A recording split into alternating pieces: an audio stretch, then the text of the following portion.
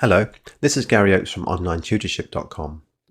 I'm producing a number of video tutorials on the Tailor brand's advanced website builder. This tutorial is going to show how you add a list to the website. This is a website that I've uploaded. Lists are added via widgets. So if I go over here to the left and widgets, I can either type in list or I can scroll down to basics and find list. And now I can drag this in as a new row. Just show you what it looks like.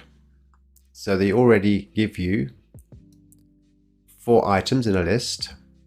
Let's now look at the parameters of this. So if I click it, or the right hand mouse button, the first thing is you can design the list. You can have an image or no image. Let's have an image in the list. And we can have a link or a button or nothing. Let's have a link. Then we build our list. We can add items to the list. Just add items. Over here on the right, we can add the image. We'll add an image to this one. We can add a label. Say we can say washing machine. And we can add some text. And this is what it looks like. Fairly quick. We can now change the design of the list. If I go to design, there's a number of layouts you can have for your list.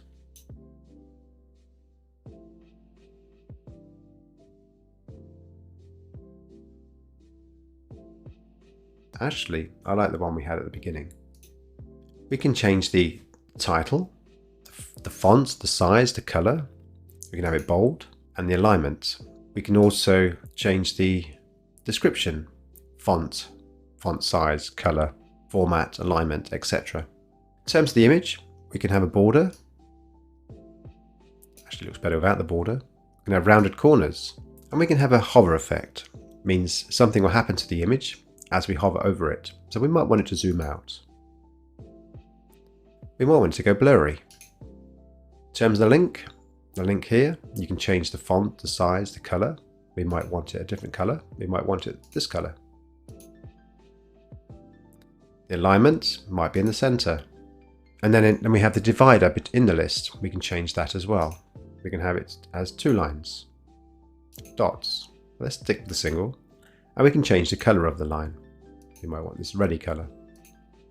You can add some animation to the list. Probably unlikely you'd want to do this, but you can. The animation has 2 triggers. It has entrance or scroll. Entrance means as you come to this part of the page with the list, it will actually trigger the animation. And we might want it just to fade in. Something simple like that, and in place. You can change the duration and the delay, and we can preview it here. And you can add some spacing to the list. That's how you add a list to a website.